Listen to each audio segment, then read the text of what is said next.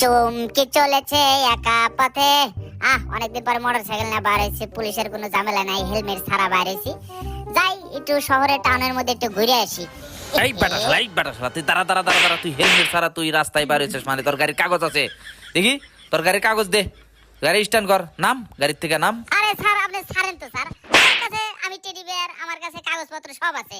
আমি driving licence করছি, গাড়ির কাগজ করছি, সবকিছু আছে। বাইর করতে দেন, বাইর করতে দেন। এই যে ধরেন, এই যে গাড়ির কাগজ আর এই যে ড্রাইভিং লাইসেন্স, দেন হাতে নেন। কি ব্যাপার, টেডি বিয়ারের গাড়ি তো ড্রাইভিং লাইসেন্সও ঠিক আছে, আবার গাড়ির কাগজও ঠিক আছে। যাই হোক, ওর কাছ থেকে তো টেকা আমি খামই, ওর গাড়ির যেভাবে হোক আমি নিয়ে আসবো। এই বেটা তোর হেলমেট কো, তোর মাথায় হেলমেট আছে? যা তাহলে গাড়ি দে, এই যে গাড়ি আমি রেকার করে নিয়ে গেলাম, তুই থানায় যা করে নিয়ে আসিস।